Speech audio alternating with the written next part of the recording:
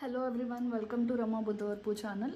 ఈరోజు మా సిలిండర్ అయిపోవడంతో సెకండ్ సిలిండర్ కనెక్ట్ చేయడానికి ట్రై చేసినప్పుడు ఈ సిలిండర్ ఏమైందంటే లీకేజ్ అవుతుంది. ఎంత కనెక్ట్ చేసినా, ఎంత ఫిట్ చేసినా, సరిగ్గా ఫిట్ చేసినా కూడా లీకేజ్ వస్తుంది.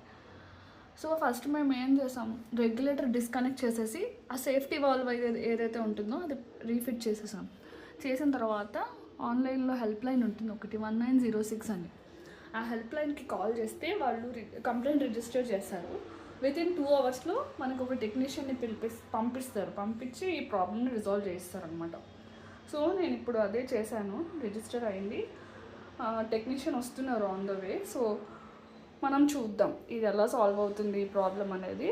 మీ అందరు కూడా ఇంట్లో ఏమైనా గ్యాస్ లీకేజ్, ఇలా సిలిండర్ సంబంధించిన ఇష్యూస్ ఏమైనా ఉంటే టెన్షన్ పడిపోకుండా ఇదిగో ఈ 1906 అనే హెల్ప్ లైన్ని యూజ్ చేసుకోండి. చాలా రెస్పాన్సివ్గా ఉన్నారు, చాలా ఇమీడియట్గా పంపిస్తున్నారు రెస్పాండ్ అయ్యి.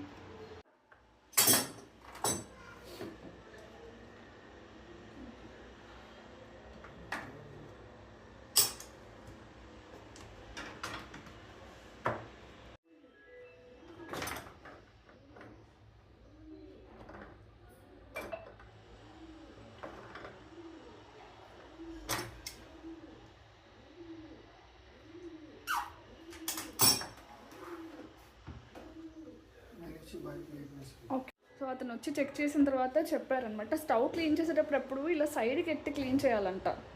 మనం స్టవ్ ఇలా ఫేస్ చేసి ఉంటుంది కదా, ఇలా ఫేస్ చేసి ఉన్నప్పుడు మనం ఏం చేస్తాం, సాధారణంగా ఇది తీసి ఎత్తేస్తాం, ఇలా ఎత్తి చేస్తాం. అలా చేయడం వల్ల ఈ వెనకున్న ఈ హోస్ పైప్ ఏదైతే ఉందో ఇది డ్యామేజ్ అవుతుంది. డ్యామేజ్ అయ్యి దాని నుంచి లీకేజ్ స్టార్ట్ అవుతుంది. సో అలాగే అయింది ఇప్పుడు మాకు కూడా. అది మార్చి ఈ పైప్ కూడా ఎవ్రీ 3 ఇయర్స్కి ఒకసారి మారుస్తూ ఉండాలి. సో ఇది కూడా మార్చేస్తున్నాం ఇప్పుడు. సో ఎవరైనా గుర్తుంచుకోండి, క్లీన్ చేసేటప్పుడు ఇలా ఎత్తకూడదు, సైడ్ నుంచి ఎత్తి క్లీన్ చేసుకోవాలి. సో మా ప్రాబ్లం రిజాల్వ్ అయిపోయింది. పైప్ చేశారు. యాక్చువల్గా ప్రాబ్లం ఇది ఒకటే కాదు, గ్యాస్ సిలిండర్లో వాషర్ కూడా ఊడిపోయింది. సో దానివల్ల గ్యాస్ లీక్ అయింది. బట్ ఇది కూడా, ఈ పైప్ కూడా మనం రీప్లేస్ చేసుకోవాలి. అండ్ మాది ఇక్కడ ఇది ఇలా నేను ఈ స్టవ్ని ఇలా ఎత్తి క్లీన్ చేయడం కూడా ప్రాబ్లం అయిందనమాట. సో మనం ఎప్పుడైనా స్టవ్ని ఇలా లిఫ్ట్ చేయాలి తప్ప ఇలా చేయకూడదు. సంజయ్ ఒకసారి చూపించవా? అలా ఎత్తాలి స్టవ్ని, ఎప్పుడు ఇలా ఫ్రంట్ నుంచి బ్యాక్కి ఎత్తకూడదు.